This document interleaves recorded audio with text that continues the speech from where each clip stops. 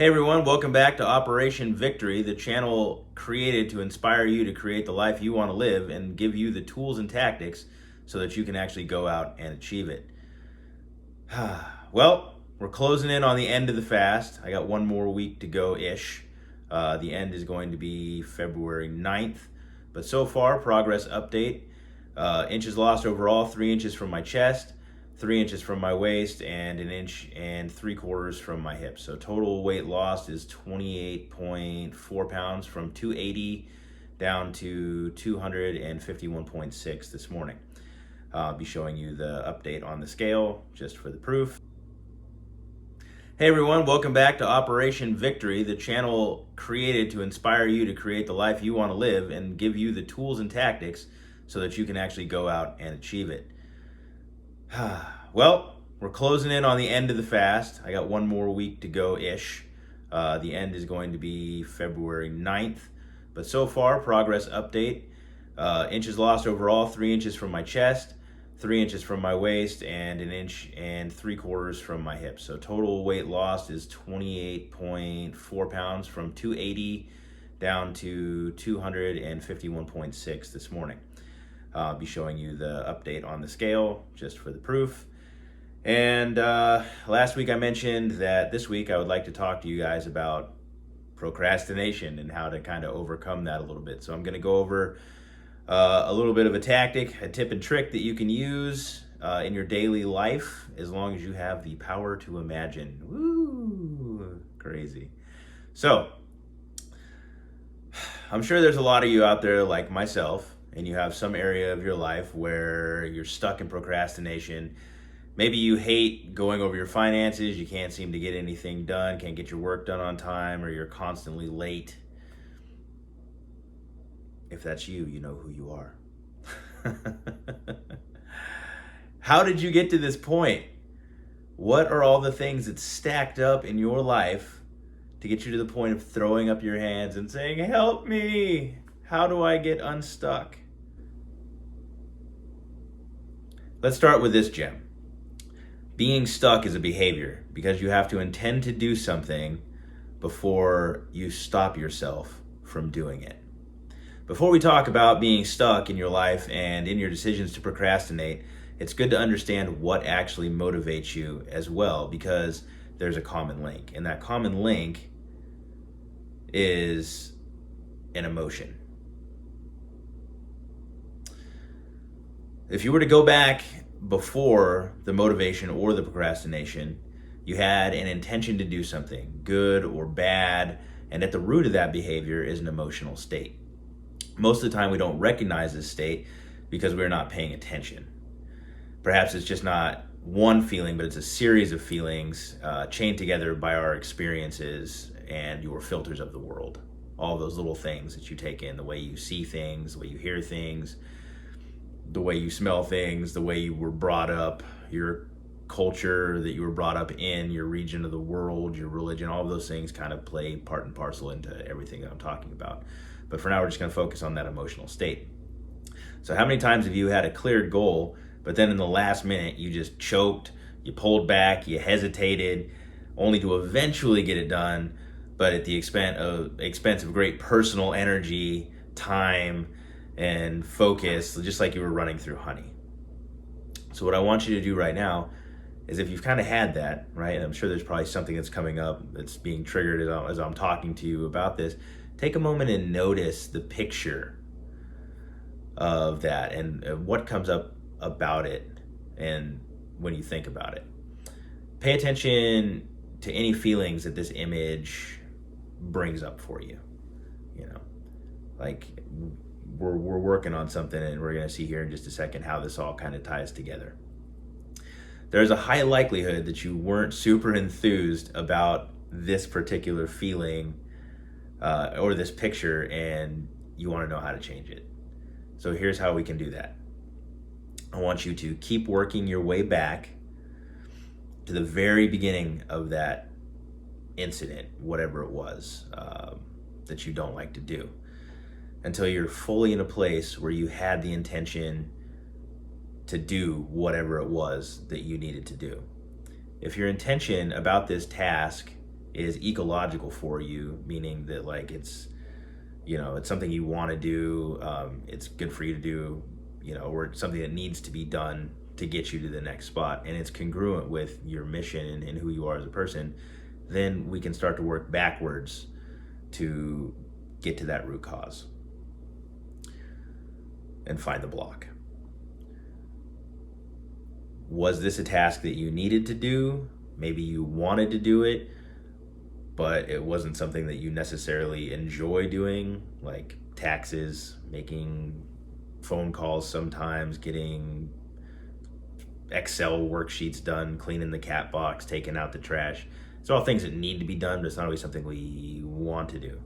And for some reason, maybe this task just isn't getting done. So what I want you to do is I want you to work back from there to the point where your unconscious mind produced a cue saying, this isn't happening right now, period. We're not doing it, Jack. What do you see? What do you hear? What do you feel from that image in your mind? What's coming up for you? How is this specifically affecting you? These are your insights and your learnings about what is really behind your procrastination. When determining the root cause of your procrastination, it is key to be patient and to realize that this can take a little time to get to that thought and to get to that root cause. So don't rush it. Take your time, slow things way down when you're thinking about finding that root cause. Give it the time and space it needs, because this is something that you've probably had a pattern of for years, if not decades, or the majority of your life. The reason that you are putting this off is because your unconscious mind is trying to protect you. Now, maybe it's trying to protect you from something that you didn't like when you were a kid, like eating broccoli or doing homework, or something, that is, a world ender for a 10-year-old, but it's not a world ender for you as an adult. And so perhaps that's the reason why you're procrastinating on things now. Your behaviors work like this. You have a thought, you attach a meaning to it, then you have an emotion in result of that meaning, and then you do the behavior. So today, we aren't going to change the behavior. That's the wrong end of the spectrum to work from, but we are going to do a quick visualization exercise that you can do anytime you're sitting by yourself and it's quiet and you're comfortable and you want to get into this. And this is what this is going to look like.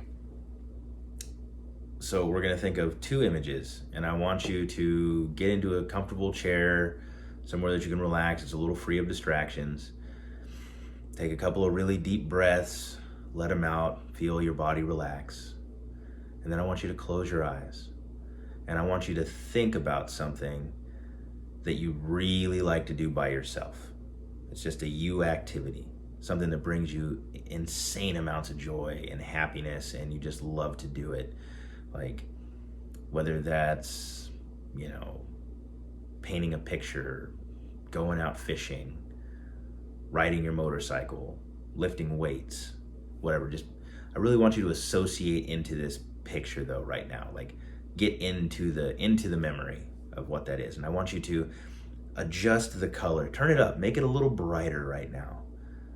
And I want you to turn the volume up. What are the sounds that are around you that make you happy? Maybe it's the wind going through your hair if you're on that motorcycle, and you can hear it as you're feeling as you pull the throttle and the speedometer goes up and you hear the pipes start to roar and your heart starts to thump.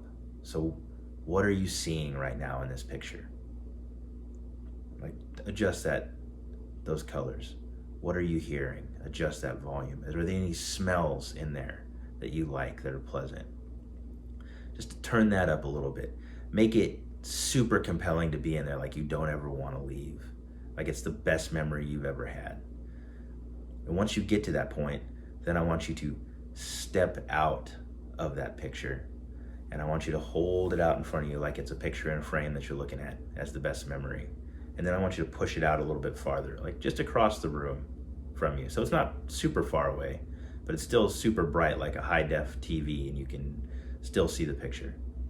Now, between you and that compelling picture, what I want you to do is I want you to put up on your screen a picture of the task that you've been procrastinating about that isn't the picture that is super compelling for you. But this time I want you to just look at that picture. I don't want you to be inside of that picture. But this picture can be a representation of the task that it is that you have to do, like mountains of paperwork or a big pile of leaves in the yard or all the clutter in the garage. Or you can see yourself as a participant in this picture, like you're looking at yourself doing the work. And what I want you to do is just turn things down just a little bit, dim it just a little bit, turn the volume down, turn the smells down, just not so it's like dark, but just dim it just a little bit. And now what I want you to do is I want you to reach out into this picture and I want you to open a tiny pinhole, a pinhole big enough that you can look through that task that you're doing that you don't want to do, and you can see that really good thing that you want to do, and you can see how bright it is, and you can see how compelling it is. And I want you to open up that pinhole just a little bit more until you really start to feel all of those good things and smell those good things and hear those good things and see all of those things about that memory. And then I want you to hold on to that when you're really feeling the peak of it. And once you're there, then I want you to start to close that iris, that pinhole down until you start to feel those feelings detensify. I don't think that's a word, but we're going to go with it. And it's, if you feel them get less intense, then I want you to open that pinhole back up until you feel it. And then I want you to hold on to it again and keep doing this until all you can really feel is that good, compelling memory that's going to blast through that negative task. And by doing that, you're going to retrain your brain to be able to accomplish those tasks just a little bit easier. So on that note, I hope that you guys really got something good out of this today. If you did, then please, ring the bell, subscribe, like, comment. If there's things that you want me to talk about or areas that you think that you're struggling with and would like some help with, please leave that below in the comments. Reach out to me, and I will make a video on it. So on that note, guys, thanks for tuning in again to Operation Victory. Until next time, and I can't wait to see you guys again. Have a good one.